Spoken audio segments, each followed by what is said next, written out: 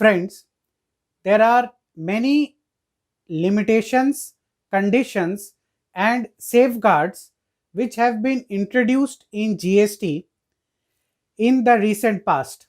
The most recent being Notification 94/2020, which was issued yesterday, wherein there are various limitations, conditions, and safeguards on input tax credit as well as outward supply, which may lead to cancellation of registration or suspension of registration and other stringent actions by the revenue. In this release, we will discuss yesterday's notification 94/2020 and the changes in respect of input tax credit and outward supply. The most important and critical changes is in Rule 21A and Rule 21. Rule 21, which relates to cancellation of registration as per Section 29 of the CGST Act, provided 4 conditions for cancellation of registration, which included where invoices were issued without receipt of goods or services, or where place of business or bank account details provided by the registered taxpayer were incorrect. Now, new clauses E, F, and G have been added to Rule 21. Rule 21E provides that in case the registered taxpayer violates any condition for claiming ITC under Section 16, his registration may be cancelled. Rule 21 Clause F provides that in case the outward tax liability as per supplies mentioned under GSTR 1 is more than the outward tax liability paid in GSTR 3B, the registration may be cancelled, or on violation of Rule 86B, the registration may be cancelled under Rule 21 Clause G. Friends, what we can understand from 21E and F is that in case your GSTR 1 tax liability and GSTR 3B tax liability which is devolved, there is a significant difference, then there may be a condition where you would get inquiries from the department. And in case those inquiries, as we have seen, which comes under Section 61, that is scrutiny of returns, then there may be a suspension of registration which may involve severe consequences, as we will discuss going forward in this release. Similarly, there are 4 conditions of claiming input tax credit under Section 16. That is, you have to have original tax invoice, you have to file your own returns, the goods or services embedded in the invoice should have actually been received, and most important is that the tax in respect of the invoices on which ITC is claimed, that should have been paid to the government under Section 16 subsection 2. Mind that many a times it is seen that purchases of goods or services are done sometimes out of inadvertence from unscrupulous dealers who do not pay their taxes to the government, and therefore the recipient is held liable for the input tax credit claimed, and the recipient has to reverse the input tax credit. Now, while insertion of this clause E in Rule 21, this violation of this clause under 16(2) may lead to cancellation of registration and thereby disruption of the entire business. This is a very stringent provision, and therefore it is important that the registered taxpayers take cognizance and the matching as per 2A and the matching between 1 and 3B is done on a regular basis. Friends, in addition to this, we all know that Rule 21A was inserted in the last year, whereby before cancellation, there could be a case of suspension of registration on a hearing. Now, that provision for a hearing before the suspension has been done away with. So, under Rule 21A, Sub Rule 2, the suspension of registration can be done by the proper officer even without an opportunity of being heard, thereby leading to a disruption of the business possibly. Again, to corroborate with this, Rule 21A Sub Rule 2A provides that in case there are significant differences between your 2A and 3B or between 1 and 3B, then it may also lead to suspension of registration. Many commissionerates in the past have already invoked these, whereby on taking of excess ITC or where the 3B tax paid is less than the GSTR 1 liability, they were suspending the registration even without a corresponding rule. However, now with this amendments of Rule 21A and Rule 21, there is more teeth in the law. It is important for the taxpayers now. Reconciliations and compliances under GST becomes all the more very important so that the business can continue seamlessly. In addition to this, Rule 21A3 and Rule 21A4 provides that the refunds can also be suspended if the registration is suspended, and correspondingly Rule 138E has been amended to provide that e-way bills will also remain suspended during such period of suspension of registration. Therefore, friends, it is now very clear the intention of the authorities, and as per the press release also issued by the GST Secretariat, that the 2A and 3B and 1 and 3B matching and payment of taxes have to be very, very scrupulously done by all the registered taxpayers.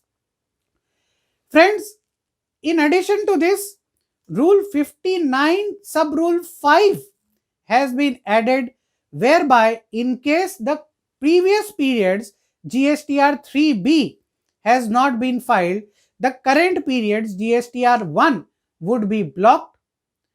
A major amendment or addition is Rule 86B. While this rule would going forward be challenged or not, it is a thing which remains to be seen. However, as of now, Rule 86B provides, and the intention of the Secretariat as per the press release is very, very clear, that this is to abstain the unscrupulous dealers who take the registration and then they fly off. So, in case of such dealers, Rule 86B would be applicable, whereby it is provided that at least 99% of the outward tax liability can be taken as input tax credit. However, 1% of the outward tax liability have to be paid through cash and not by input tax credit. Also, there is a provision under Rule 86B that it will be a cumulative computation, which means that it is not that it would be seen month on month. In case, say for example, till date you have paid by cash 5% of your outward tax liability. However, in the current month, you see the entire liability can be paid by ITC, and cumulatively over the year, you have paid more than 1% of your outward tax liability by means of cash, then also the rigors of Rule 86B would not be applicable. Furthermore, there are other relaxations, like if you have claimed and received a refund on export or SEZ supply under 54(1) or 54(2) wide inverted duty structure of more than 1 lakh rupees, then no need to follow 86B. Also, even if this is not applicable, then in case the concerned person, that is the company, HUF, LLP, etc., or its managing members like board of directors, partners, etc., have paid more than 1 lakh rupees in the previous 2 years as income tax liability, then the rigors of Rule 86B would not be applicable to them.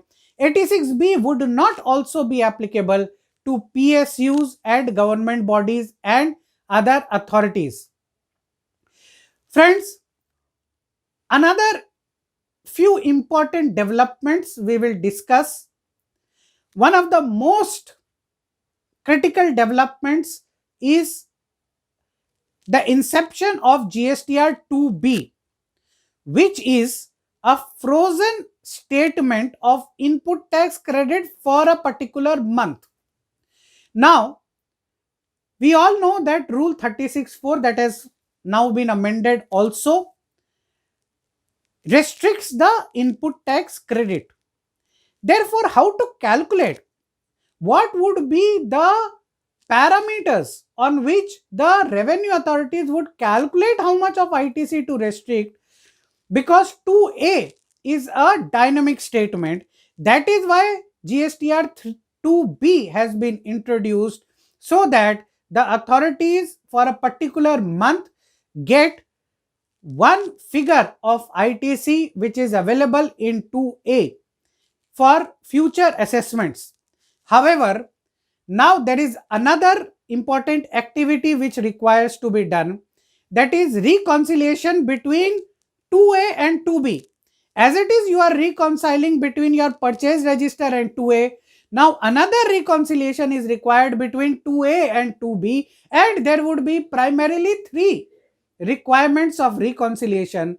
That is, reconciliation due to this circular 26/2017, whereby ITC of one period can be claimed in another period.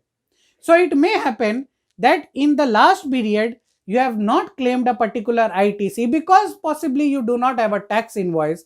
In the current period, you have claimed that ITC in 3B. So it is appearing in the 2B of last month. However, you are taking it in the 3B of the current month. It may be that there is an amendment by the supplier in his GSTR 1. That amendment would reflect in 2A in the month of the invoice. However, it would reflect in the 2B in the month of the amendment. There can be timing differences whereby in the last month, maybe the particular ITC has reflected in your 2A, but you have taken the credit in 3B because you have received the goods or services in the current month. So all of these points of differences can be there between your purchase register 2A and 2B. And therefore, this reconciliation also has to be kept ready, because now the authorities have got teeth to invoke suspension in case the 3B credit taken is substantially higher than the 2B figure. Now a question is generally asked is whether we consider 2A or 2B as the statement for input tax credit. Our legal submission in this point is that Rule 70 of the CGST rules have still not been amended, and therefore GSTR 2A remains to be the statement which should be seen for the purpose of matching of input tax credit as of now. Friends, another important development is the QRMP scheme, that is quarterly return monthly payment scheme for taxpayers whose total supply, that is taxable supply in a year, is less than rupees 5 crores. They can avail the QRMP scheme, whereby they are required to file the IFF, or they can furnish the invoices in invoice furnishing facility every month. However, they are required to file the 3B quarterly, and they can pay 35% of the previous period's tax in cash after excluding the ITC month on month. A very important provision in this QRMP scheme for recipients, and this is very important for the recipients of goods or supplies from those taxpayers availing QRMP scheme, is that the QRMP scheme taxpayers would have the facility of uploading invoices where the taxable amount is up to rupees 50 lakhs. Therefore, what is required to be done by the recipients is that they should ask these QRMP scheme suppliers that, gentlemen, please ensure our invoices are uploaded via IFF by you month on month, so that you don't have to defer your input tax credit by 1 quarter till he furnishes his GSTR 3B. Correspondingly, the input tax credit restriction under Rule 36 Sub Rule 4 has been further reduced to 5%. You remember, in October 2019, there was a restriction that the taxpayer cannot avail more than 20% of ITC exceeding the GSTR 2A figure. From 1st January 2020, that restriction has brought down to 10%. Now, from 1st January 2021, the registered taxpayers will not be able to avail input tax credit of more than 105% of what is reflected in the GSTR 2A. Mind that I am using the return GSTR 2A for the purpose of Rule 36 Sub Rule 4 still, because Rule 70 explanation still requires the matching to be done while GSTR 2A. So friends, these are the various amendments which have recently come, and they impose limitations, restrictions and conditions and safeguards for the tax authorities. The taxpayers, on the other hand, have to be very careful in their compliance going forward, so that they ensure that their businesses are running smooth and there is no invocation of suspension or cancellation ab initio of their registration. Thank you very much.